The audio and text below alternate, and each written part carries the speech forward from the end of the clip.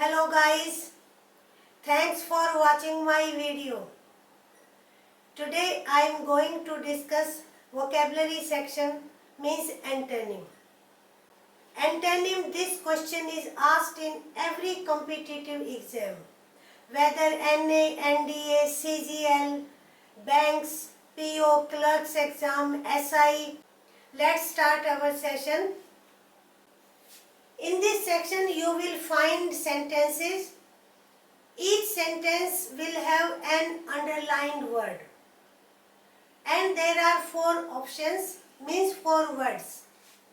Select the option that is opposite to the underlined word, यानी कि उल्टा विपरीत बनता है. Now our first sentence is, his opinion is lopsided. अब words are partial, crooked, unequal, balanced. I tell you a trick. 4 words हैं, उनमें almost 3 words एक ही कैटेगरी के मिलेंगे. एक वर्ड ऐसा होगा जो odd man out means different होगा. For example here partial means part, not whole. Crooked, bent, twisted. और अगर हम पर्सन की बात करें तो डिसऑनेस्ट के लिए क्रूकेड यूज किया जाता है. अनइक्वल, जो बराबर ना हो. हालांकि मीनिंग सेम नहीं है बट ये लाइन के एक ही तरफ आते हैं तीनों वर्ड्स. अब डी आपका है बैलेंस्ड. बैलेंस्ड संतुलन. अब लोपसाइडेड का मीनिंग क्या होता है? अनइक्वल. तो उसका ऑपोजिट क्या हो जाएगा? बैलेंस्ड. यानी डी आपका आंसर होगा. Next word, his work is प्रेजवर्दी. Praise, प्रशंसा करना. किसी का काम अच्छा हो और लोग उसको रिकॉग्नाइज करें उस काम को, तो वो प्रेजवर्दी है. हमारे पास ऑप्शन है एडमिरेबल.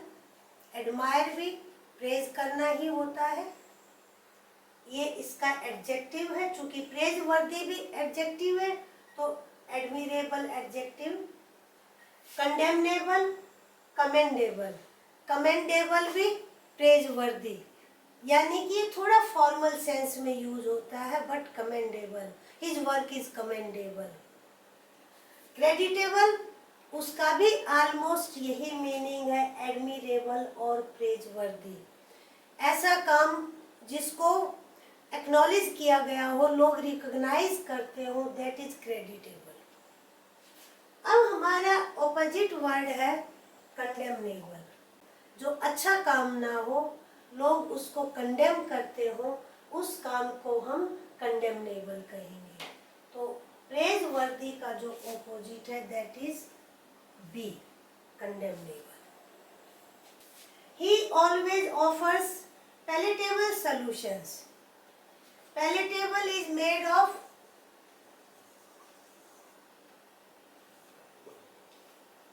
पैलेट. पैलेट क्या होता है? Roof of our mouth. उसको जो हार्ड पार्ट होता है, अपर पार्ट, उसको हम पैलेट कहते हैं. अब पैलेटेबल क्या होगा? जो हमारे टेस्ट को अच्छा लगे. आप कहें कि ये खाना पैलेटेबल है, ये डिश पैलेटेबल है.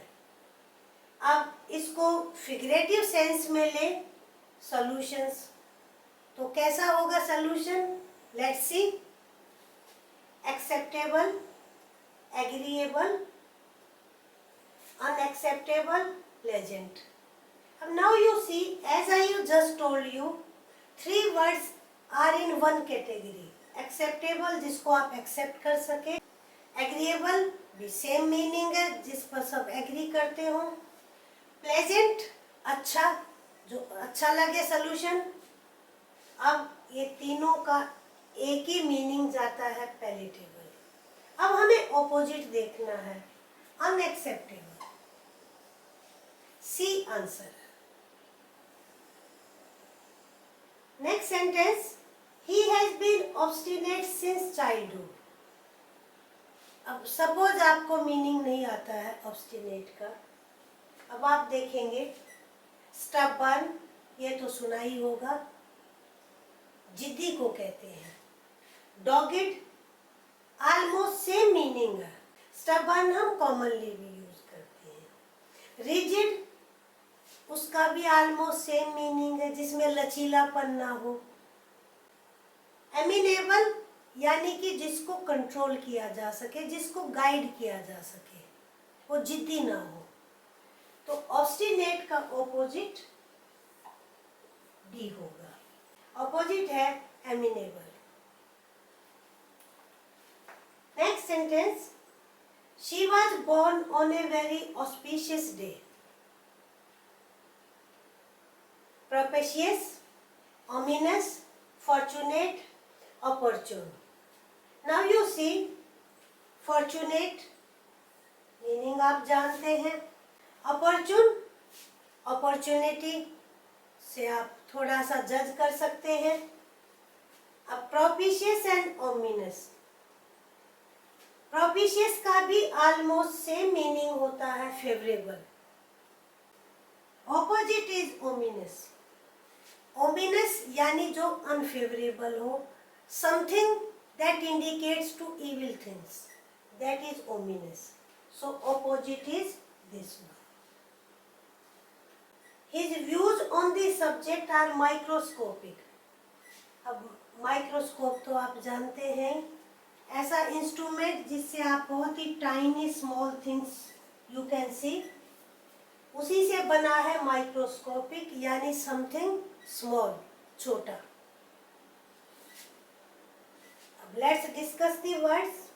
ब्रॉड बेस्ड, यानी कि जिसका विस्तृत, ब्रॉड क्या होता है, चौड़ा, उसको ब्रॉड कहते हैं, broad road, something broad based.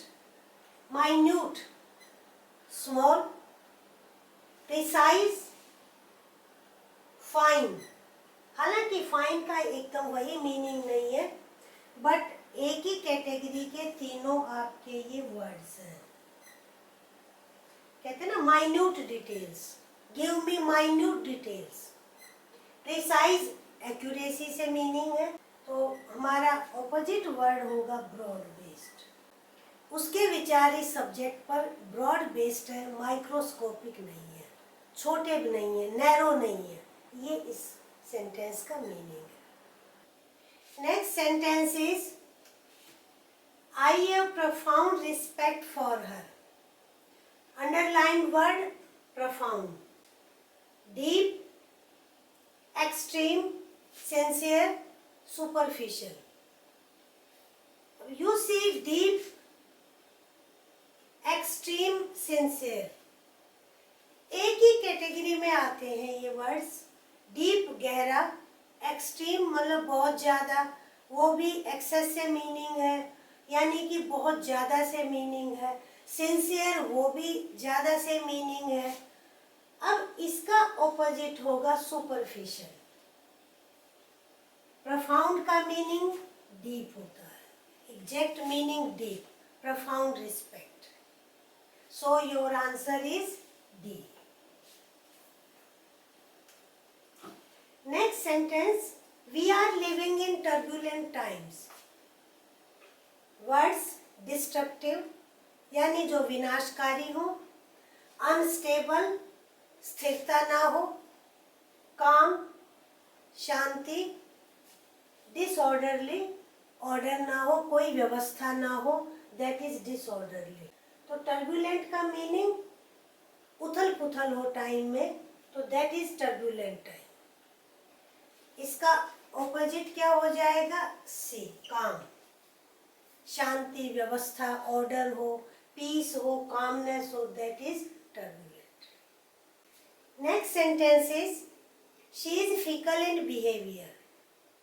Stable, capricious, mercurial and vacillating.